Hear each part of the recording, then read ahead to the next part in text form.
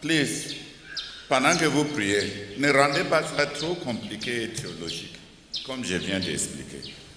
C'est extrêmement simple. Intéresse-toi aux enfants d'une femme et voici, tôt ou tard, la femme là ne va pas t'aimer. Qui me comprend? Intéresse-toi au ministère de quelqu'un et à l'avenir de quelqu'un. Est-ce que tu vas faire un effort pour que la personne se sente à l'aise avec toi? Est-ce que tu vas chercher l'attention de la personne?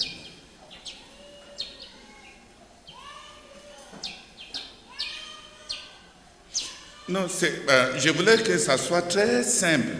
La sœur Henriette nous partage la vie du frère Zach. C'est le même principe.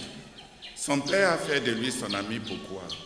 Il a été touché du fait que son argent compte tellement pour cet enfant.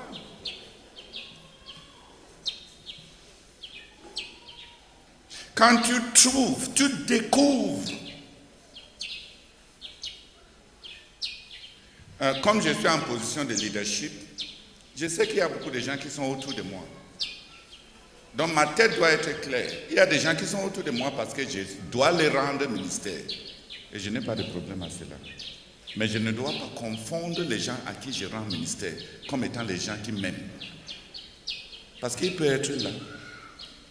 Et rien de ce qui me concerne en tant que personne ne les intéresse.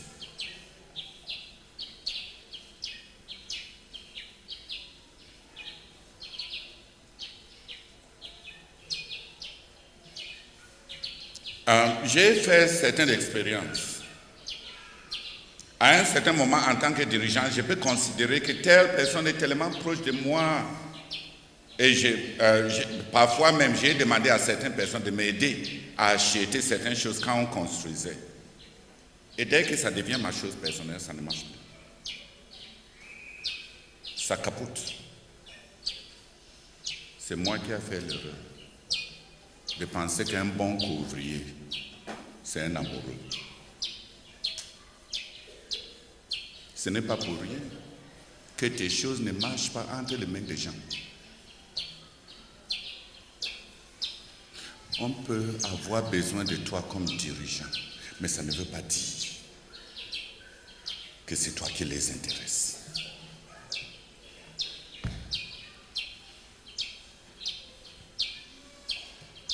Quand je remarque ça, je me répands.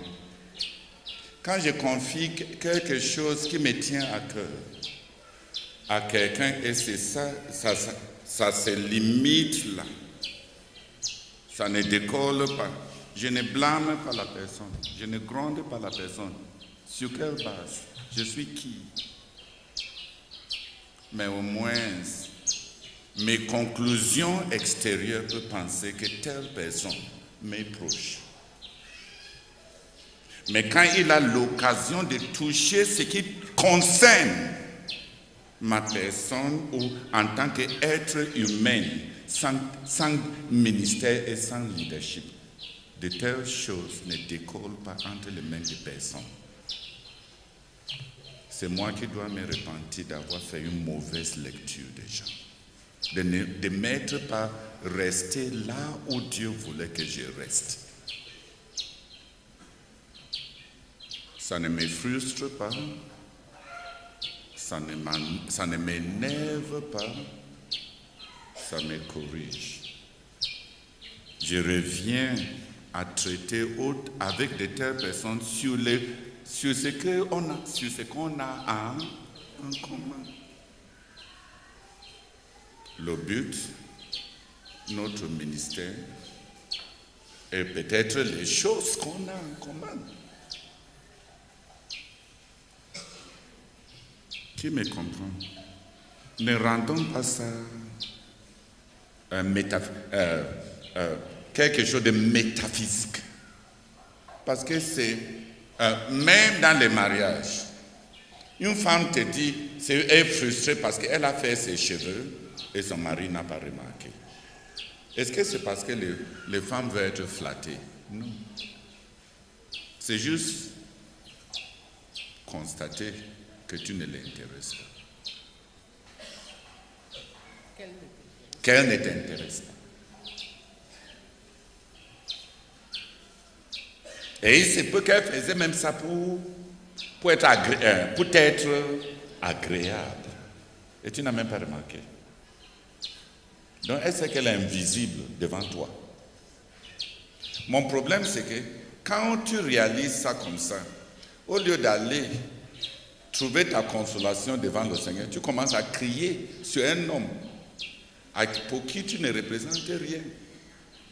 Si tes cheveux, ils n'avaient pas remarqué, tes cris vont avoir qu'un poids.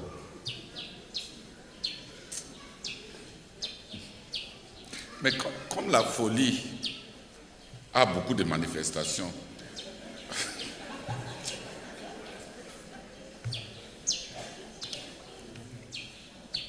qui m'a compris? Tu as déjà fait le cheveu, il n'a même pas remarqué. Tu as constaté que tu ne représentais pas grand-chose. Et maintenant, tu l'interpelles pour gronder et pour crier. Tu veux avoir davantage d'évidence que tu ne comptes pas.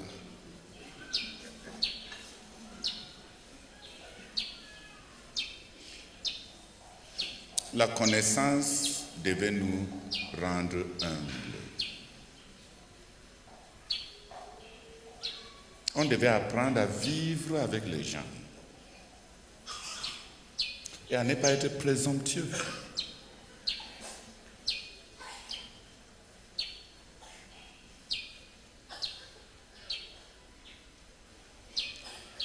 Qui a compris? Donc ne priez pas seulement la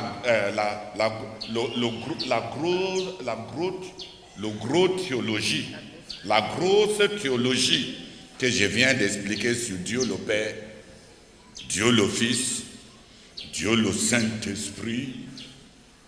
C'est vulgaire, c'est les lois des pistes de toute intimité, la dynamique et la dialectique de tout rapprochement.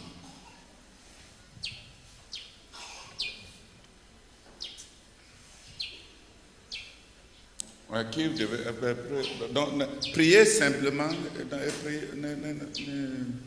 On est en train de prier.